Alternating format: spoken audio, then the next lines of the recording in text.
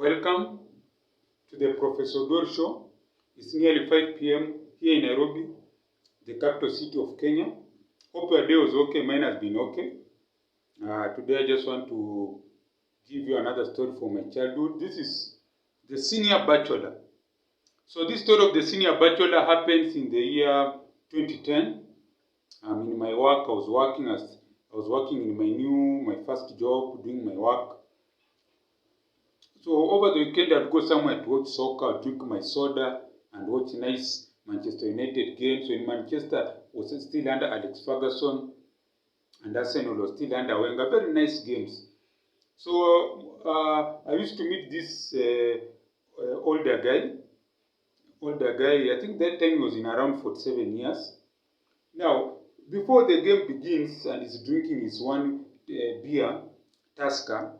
Here we drink Tusker, the most common beer. He's cool, sober, that man. That's the year 2010. This man is age 47, me and my young man also.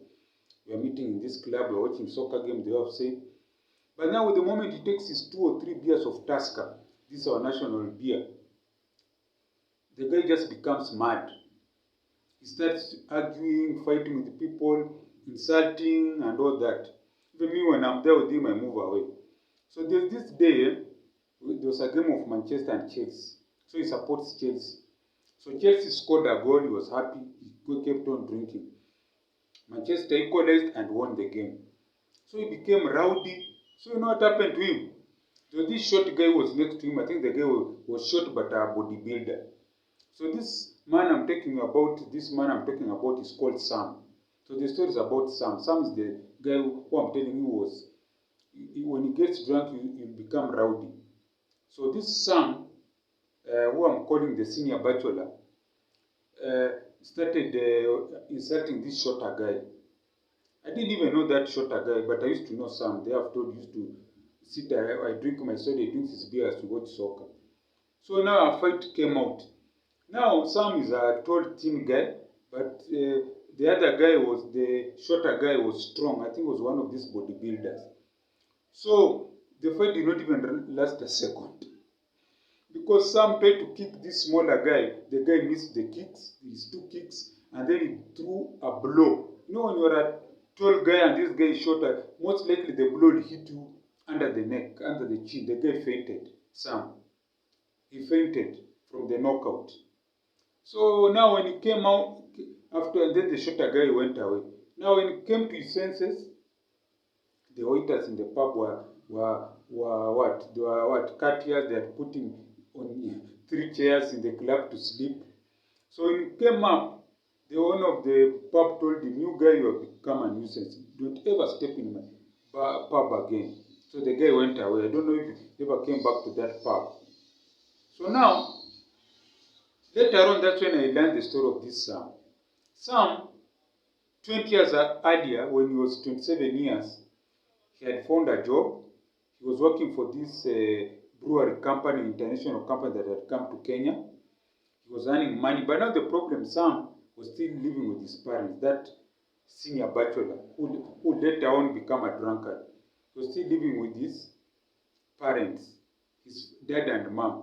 His younger siblings had moved out, but he just continued living there, spending, he was giving his parents money, yes, but he was living the guest wing. But the rest of the money, instead of saving, he would spend the money on women and alcohol. So it just continued, years just go by quickly. He was popular in the neighborhood because he would buy people many beers, a whole table he would buy for everyone. So everyone just knew him as the guy who had money. He would dress in very nice clothes. He would change women like clothes because you'll have a girlfriend today, a girlfriend next time. But now that brought him problems. What happened to Sam? He impregnated 2 ladies. They gave birth to children for him. So he had 2 baby mamas. So those baby mamas went to court. The court directed Sam to be paying, it's called child support. Here in Kenya, it's called child support. So from the time he was 27 years, 30 years, he was paying child support all those years. But he still continues staying with parents, drink. You know, this is a good job. He's earning big money. But he's spending on baby mamas, on women, but also paying child support. Now something happened in the year 2008. Now, that's what made him now become a drunkard. That company that had employed him relocated from Kenya because of local competition. He became jobless. Now, because he had not improved his skills, because he had a marketing degree, he could not find a job. Because now, you remember in 2008, internet was big, so they wanted marketers who could use the internet. He didn't have any training in internet, and he did not even want to learn because he had become a drunkard by then. He could not even learn. So for the next 2 years, he just became, he just mired himself into alcohol, until now, no one would not even want to associate with him because he was taking debts everywhere, loans left, right, and center. So that's when it ended up with that, me knowing him. Sometimes he'll ask me for a loan, I would give him, but after a while I say, hey, this guy, give him money, doesn't return. He'd ask for $10, $5. So me, we just became a friend who will watch a game with and I go away. And if I have money, I buy for him his beer, I drink my soda. But I will usually just buy him a maximum of one beer. If he asks for another one, I say, hey, my boss, me, I'm broke. So now, after that fight, he could not go to that bar, he started going to other bars. Then one day his parents, they died, they were old people, they died. What did you know that house had a loan on it? The parents had taken a loan, they were doing some project. So the bank came and took the house that was living in with the parents to pay off the loan. And also the good thing, the parents had some small land up country. It comes from the western part of Kenya. So now, who does he stay with in Nairobi? He has baby mamas, remember? He has to pay for their upkeep. The parents have died, they have been buried. The house they were used to live in has been taken over by the bank. The house they were living in has been taken over by the bank because of a bank loan. So the guy moves, masquerades in Nairobi for 2-3 months. Now he becomes so broke, he cannot buy food, he cannot take care of himself. Now his siblings called for a family meeting. They say, you need to go up country and look after our parents' house. So he travels up country western. Now there in the village, the parents only had an old house with the grass, but they had some land, an acre or so. It was on an acre, the old house made out of iron sheets and bricks. So the guy had to learn how to farm. But I'm glad to say, this is called what we used to call him the senior bachelor. Decided to settle down.